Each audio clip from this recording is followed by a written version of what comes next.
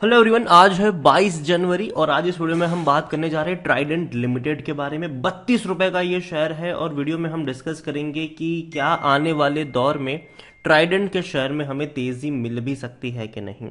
और इनके quarterly results भी बहुत जल्दी आने वाले हैं, तो उसके बारे में भी हम यहाँ पर डिस्कस करेंगे। लेकिन उससे पहले अगर आपने अभी तक चैनल को सब्सक्राइब नहीं किया है तो प्लीज़ अभी इसे सब्सक्राइब कर लीजिए, क्योंकि आगे भी बहुत सारे वीडियोस हैं जो आपको काफ़ी ज़्यादा हेल्प करेंगे।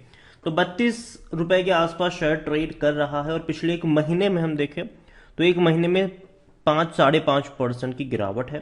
जब चाइना से खबर आई थी कि एक ही दिन में बहुत सारे कोविड केस निकल कर आए हैं तो एक झटके में ये 35 से 31 पर आ गया, लेकिन दोबारा उसी रफ्तार से तेजी भी दिखा दी इसने और वापस 35 रुपए के करीब पहुंचा। लेकिन उसके बाद अगर देखा जाए तो लगातार थोड़ा थोड़ा करके ये टूट ही रहा है। यहां पर पिछले एक साल की अगर हम बात करें तो पिछले एक साल में ट्राइडेंट के शेयर में 49% का यहां पर गिरावट देखने को मिल रही है। आप देखिए 65 रुपए से टूटा है ये और अभी भी देखा जाए तो अपने एक साल के लो के आसपास ही बैठा हुआ है।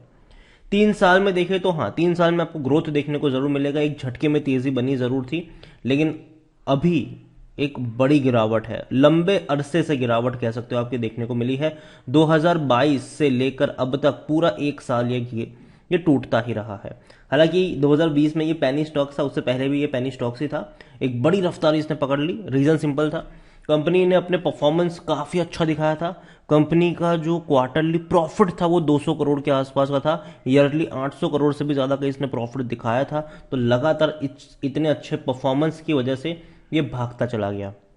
लेकिन बाद में क्या हुआ, परफॉर्मेंस में गिरावट आती चली गई, प्रॉफिट्स में गिरावट आती चली गई और यही वजह है कि लगातार ये टूट रहा है। तो देखो अभी इस कंपनी को सरवाइव करने के लिए, एटलीस्ट अपने परफॉर्मेंस में वापस से उछाल लाने के लिए इनके प्रॉफिट में, रेवेन्यू में बढ़ोतरी दिखना जरूरी है। और वो थोड़ी सी प्रॉब्लम यहाँ पर यह आ रही है कि इनके खिलाफ कई सारे प्रोटेस्ट भी हुए थे, क्योंकि देखो टेक्सटाइल से जुड़ी हुई ये कंपनी है और जिस गांव में कंपनी काम करती है, जिस गांव में इनका फैक्ट्री है, वहां पर जाहिर सी बात है पानी का कंजम्पशन ज़्यादा लगता है टेक्सटाइल में। और काफ़ी सारे जो गांव वाले हैं उन्होंने इनके खिलाफ प्रोटेस्ट भी किया था, कुछ दिनों के लिए इनके प्लांट्स को बंद भी करना पड़ा था। तो जिसकी वजह से इनका जो प्रोडक्शन है वहां पर हमें कमी देखने को मिली, गिरावट देखने को मिली। लेकिन उम्मीद करते हैं कि आने वाले दौर में चीज़ें सही हो इनके लिए। मिड कैप कंपनी है, 17,000 करोड़ के आसपास का इसका मार्केट कैप है। वॉल्यूम्स देखें तो 30 लाख का है, बहुत कम क्वांटिटी में ट्रेड हो रहे हैं ये शेयर। लेकिन जैसे कि मैंने पहले ही कहा कि अगर आप दिसंबर में देखोगे तो इनका जो ट्राइडेंट बाथ लीन्स का जो प्रोडक्शन है उसमें 19% की ईयर ऑन ईयर डिक्लाइन देखने को मिली है।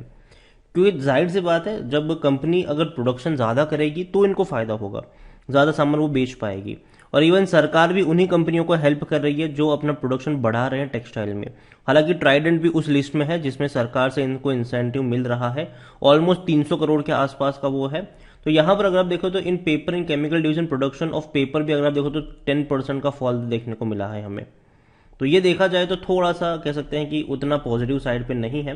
और कंपनी का जो प्रॉफिट वगैरह भी जो है, रेवेन्यू वगैरह भी जो है, वो शायद से थोड़ा सा कम हो सकता है आने वाले दौर में, और ये कंसर्न जरूर है।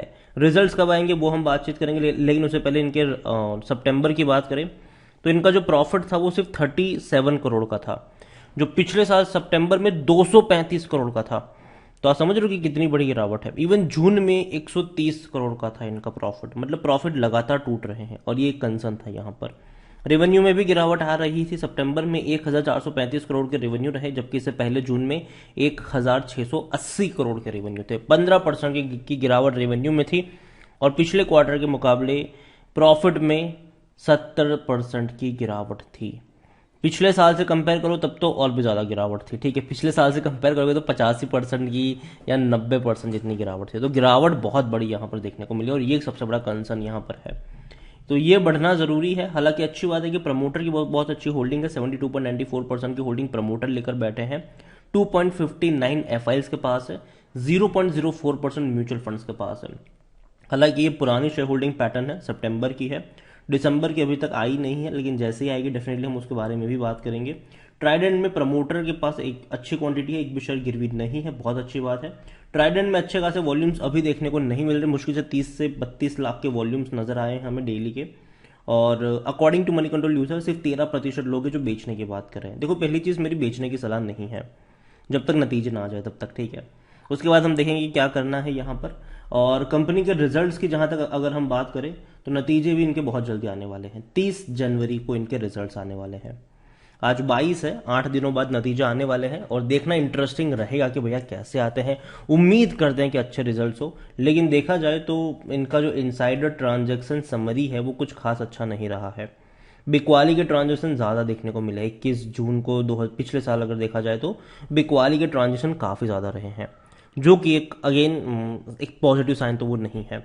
कंपनी के रेवेन्यू जैसे कि हमने कहा कि बहुत तेज़ी से इनके ग्रोथ हमें देखने को मिला। 2022 में 7,000 करोड़ चले गए रेवेन्यू, और यही वजह थी कि आपको शेयर प्राइस भी आपको उस तरीके से बढ़ता हुआ नजर आया। और प्रॉफिट भी आप देखोगे तो भैया वाकई में धमाल मचाया था इन्होंने। 300 करोड़ के प्रॉफिट थे, सीधे 800 करोड़ से ज़्यादा चले गए। लेकिन अभी क्या हो रहा है, लास्ट क्वार्टर में सिर्फ 37 करोड़ का प्रॉफिट है, जो भैया इससे पहले से भी कम है। 2018-2019 से भी कम है ये, इवन कोविड वाले टाइम से भी कम है ये। तो ये एक कहीं ना कहीं चैलेंज है इनके सामने, और कंपनी को अपने इस चैलेंज को ओवरकम करना पड़ेगा, वापस से स्ट्रांग बन के निकल कर आना पड़ेगा। कंपनी को कम से कम क्वार्टरली इनको प्रॉफिट अच्छा कमा के दिखाना पड़ेगा। कम से कम 100 या 150 करोड़ का प्रॉफिट अगर दिसंबर क्वार्टर में करती है तो एक एवरेज रिजल्ट्स माने जाएंगे वो, लेकिन उससे ज़्यादा का होता है तो एक्स्ट्रा ऑर्डिनरी माना जाएगा ये, कि वापस चलो कंपनी वापस ट्रैक पे लौट रही है। तो नतीजे के ऊपर बहुत कुछ डिपेंड करता है कि कैसे रिजल्ट्स आते हैं। अगर मैं कंपनी की वेबसाइट पे चलूँ ट्राइडेंट की, तो ये इनकी वेबसाइट है। कंपनी का जो मेन बिजनेस है होम टेक्सटाइल हो गया, ये सबसे ज़्यादा पैसा यहीं से आता है। Paper and stationery, yarn, chemical, energy से भी जुड़ी हुई कंपनी है ये। ऑल ओवर इंडिया में इनके 6 अलग अलग शोरूम्स हैं, खुद के शोरूम्स हैं। इसके अलावा कुछ छोटी मोटी हैंडलूम की दुकानों में भी आपको इनके सामान मिल जाएंगे। ऑनलाइन में भी इनकी काफ़ी अच्छी प्रेजेंस है। इनकी खुद की वेबसाइट है ट्राइडेंट की। इसके अलावा आपको फ्लिपकार्ट, अमेजोन पर भी इनकी प्रोडक्ट देखने को मिल जाती है। कंपनी अच्छी कंपनी, देखो खराब कंपनी नहीं है। बस ये है कि परफॉर्मेंस पिछले कुछ क्वार्टर से गिर रहा है, उसका सुधरना ज़रूरी है।